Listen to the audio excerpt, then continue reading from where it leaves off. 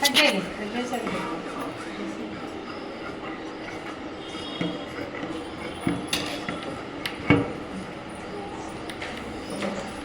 ఏమిటి స్పెషల్?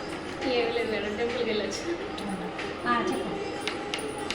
అయ్యమ్మా, ఇప్పుడు బాడీ అయిపోయింది కదా, బాడీ అయిపోయింది, కింద అంబ్రెల్లా అయిపోయింది, స్లీవ్ అనమాట. స్లీవ్ కటింగ్ కూడా చూపిస్తున్నాను.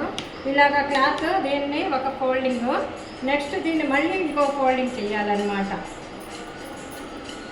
డబల్ ఫోల్డ్ అంటే 2 చేతులు కదా, అందుకని డబల్ ఫోల్డ్ చేసుకోవాలి.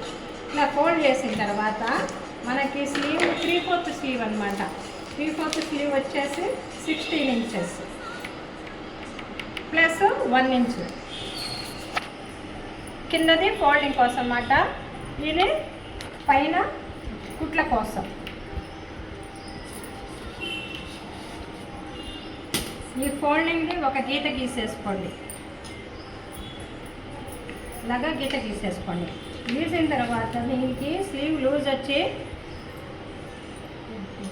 10 ఇంచెస్. నెక్స్ట్ ఇక్కడి నుంచి ఒక 3 ఇంచెస్ పెట్టేసి మనకి ఒక గీత గీయండి.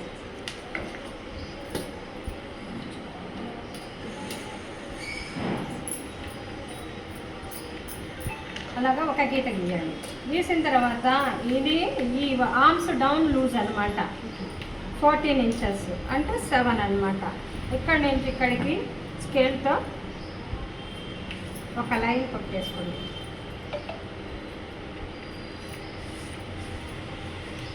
ఒక 1 ఇంచ్ అంతా ఎక్స్ట్రా పెట్టేసుకొని 1.5 ఇంచ్ ఖర్చు కోసం అలా పెట్టేసుకోండి.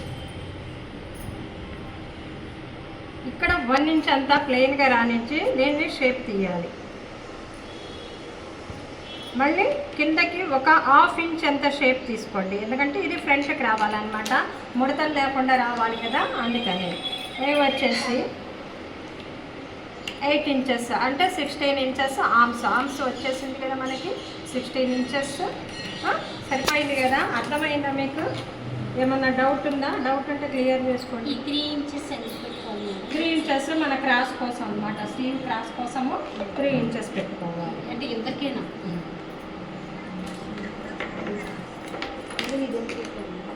ఇది 1 ఇంచెస్ 1 ఇంచ్ పెట్టేసి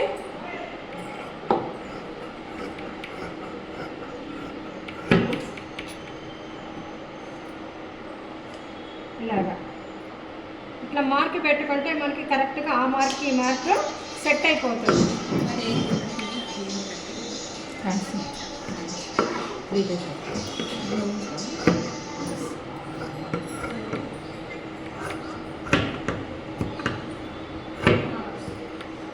ఈ ఫ్రంట్ కూడా కట్ చేసేద్దాం. ఇలా 2 లేయర్సే తీసుకోవాలి. 2 లేయర్స్ తీసేసుకొని ఇట్లా పరుచుకొని అవి తీయాలన్నమాట. 1/2 ఇంచ్ అంతా డీప్ తీస్తే చాలు. ఇది ఇట్లా మార్క్ పెట్టుకోండి మళ్ళీ, ఎందుకంటే ఫ్రంట్ బ్యాక్కి ఫ్రంట్కి వేస్తారు, అందుకని అలా మార్క్. ఇది రాంగ్ సైడ్ కాబట్టి ఇలా మార్క్ పెట్టేసుకుంటే మీకు తెలుస్తుంది. ఇప్పుడు అయిపోయింది కదా. ఫ్రంట్ వచ్చేసింది, అంబ్రెల్లా వచ్చేసింది, స్లీవ్ వచ్చేసింది. స్టిచ్చింగ్ నెక్స్ట్ క్లాస్లో చూపిస్తాను. మీకు అర్థమయ్యింది అనుకుంటున్నాను. Thank you. సబ్స్క్రైబ్ చేసుకోండి. ఏమైనా కామెంట్స్ ఉంటే కామెంట్లు పెట్టండి. మీకు ఏదైనా కానీ మేము మీకు రిప్లై ఇస్తాము.